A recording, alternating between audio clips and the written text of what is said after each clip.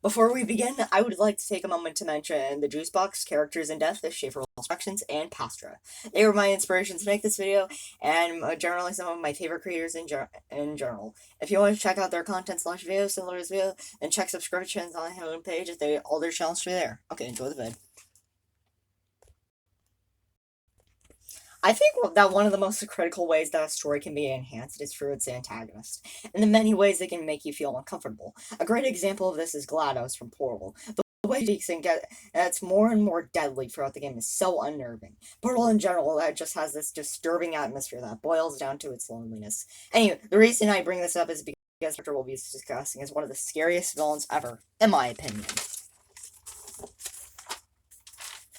That villain is Vannamelon from the YouTuber Vannamelon. The basic idea of Vannamelon, or Many-Lemon to refer to her technical name in the name we'll be referring to most of this video, is the darker version of our spunky hero, like TKO or Metal But the way Vannamelon tries to approach this trope is oh so geniusly creepy.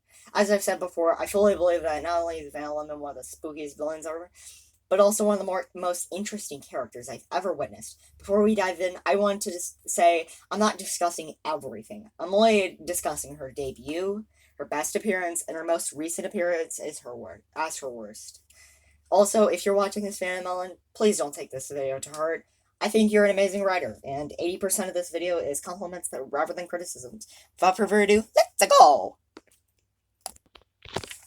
Okay, so in her debut, her first appearance was in a video titled Spooky Mini-Lemon. Our first of two songs. Right off the bat, Mini-Lemon makes it very clear who she is and what she wants. She's the clone of Vannamelon. I'm just gonna get that right here for when I need the chance I need to start.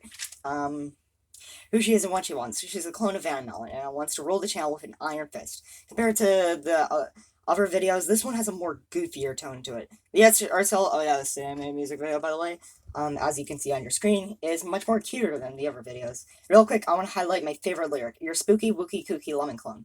It works both as a taunt, oh, it's all over, as a taunt. See, I'm smart, right? It works both as a taunt and sending chills down your spine. The video ends with Mini-Lemon attempting to kill Vannamelon with a Sour Patch Kids gun, Vannamelon blocking the bullet with her phone, and sending the bullet back to Mini-Lemon, shot right in the eye and melting. You've seen it already, so I don't think there's the point in explaining it because of the footage. It's way more goofier than it sounds. Again, as you've already seen. After this video, Vannamelon realized how popular Vannamelon was and did the exact same thing as before.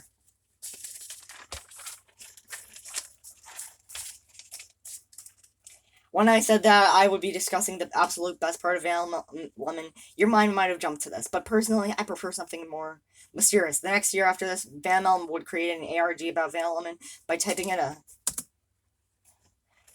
YouTube, one sec, Vannamelon would create an ARG about Vannamelon by typing in a YouTube link and hidden in a Fluttershy Let's Plays X game, you would be taken into these videos. These series videos are one of my favorite YouTube series. Without further ado, let's get into the first of Vannamelon's magnum opus. We begin the first week. We begin with Many-Lemon telling us to sit down and chat. Immediately, a couple things draw my attention. Firstly, she's got an eye patch now. I love that type of continuity in stories. It's part of the reason I love the Something series so much. Secondly, she's in the same room as Monica during Act 3 of DDLC, as you can see on your screens. When we bring this up, she says that she got in contact with a special friend of hers. There's something so creepy yet goofy, knowing that the fact that Vannamelon knows Monica, and as we learn now, Monica hates Vannamelon as much as I hate her. Anyway, I should probably drink water after this take. Anywho, Many-Lemon lets us ask her some questions. We ask her who she is and her goals, and she responds with her name and plans on killing all melonheads. I'm gonna stop right there to state Many-Lemon's kill count if she were to succeed in her plans. If she were to succeed, she would have a kill count of over 1 million people, and that includes you and me. Want to know why? Because you're watching this video exists and you're watching it. I'm pointing to you, but you can't see it there. It's such a horrific realization, and it really shows how much a monster Many-Lemon is. Alright, continue the video. Continue. We learn more about lemons as species, and how lemons are much weaker than melons. Hearing this, it kind of makes me feel bad for Vannamelon. It doesn't justify genocide, but still humanizes her. Before she leaves, shows us a small box and gives us a choice. We can open it or not, and for the sake of this analysis, we open it. In it, there's a small blue choker, as Vannamelon explains how she drained Vannamelon's power. With this little contraptions. So, during this explanation, we see a captured Vannamelon looking almost dead. Such a chilling picture and really states how playtime is over. Vannamelon then states how surprised she is that we trust her, flirts with us, and dips. Overall, this first video is a pretty creepy atmosphere. And the things we learn from it are also creepy. One of the best part, we still have 3 videos left. Let's dive right into the next one.